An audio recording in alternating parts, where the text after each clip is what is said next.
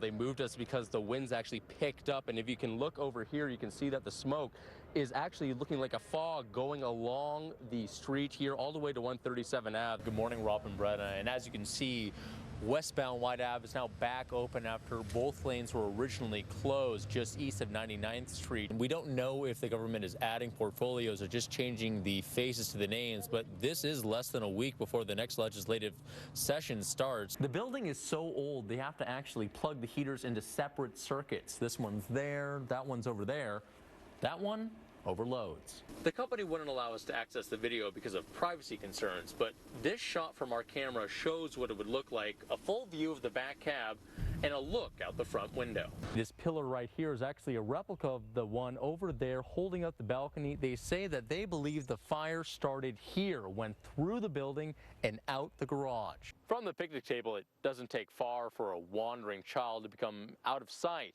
lost in the middle of the steep bank, with the water just ahead. Only 3 of the 21 MLAs are incumbents. 19 of them are men. They include the former director of the Canadian Taxpayers Federation and a previous staffer. We just pulled up to Nate from Churchill Square, and according to my stopwatch, it took us about 10 minutes, 4 minutes faster than the city said it would.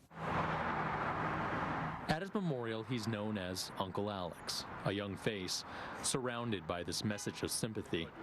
A woman who says she's Alex's sister spoke with us. He was my brother, and I'm gonna do the whole vigil thing. I love him. Police tell us they found the victim after he was shot a number of times.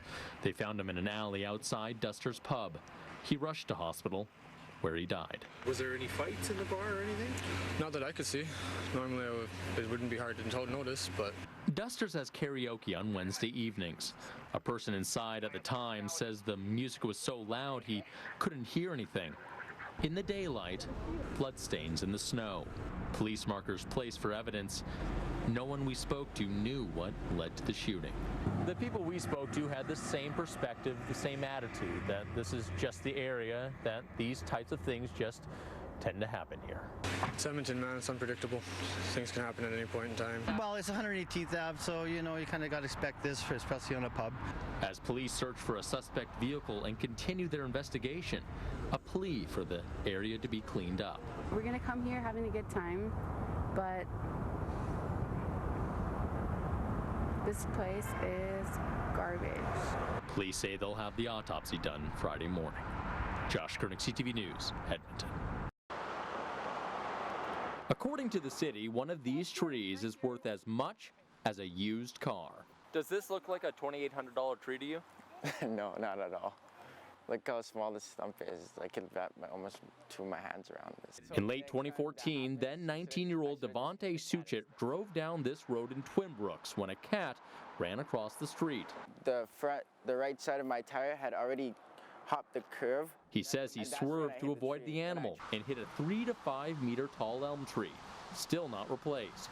The front of my car just squeezed all the way in, and the tree was bent. Both were totaled.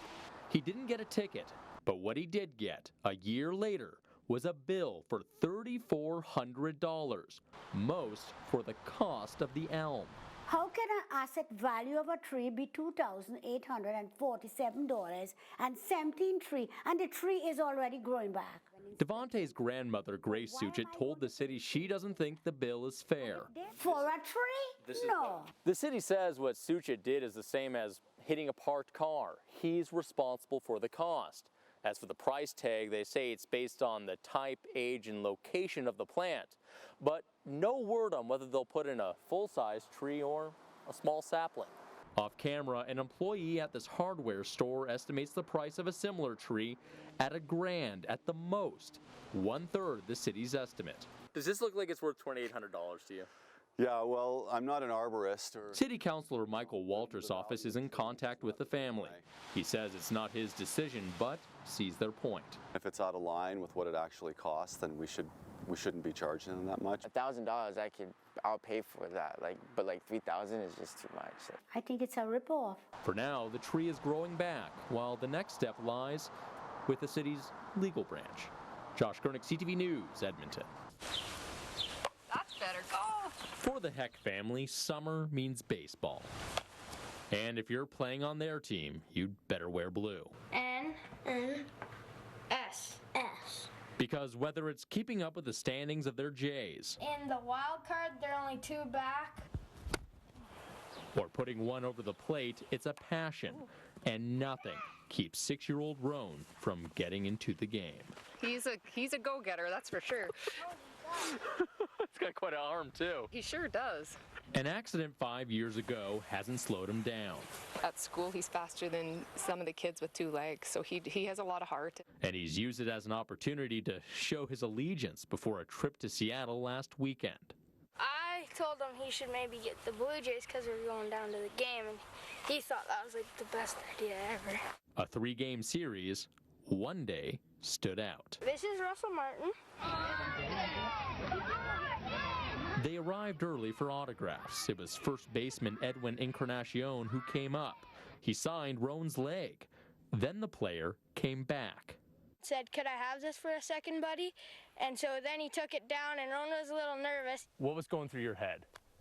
I didn't know if he was going to come back with it.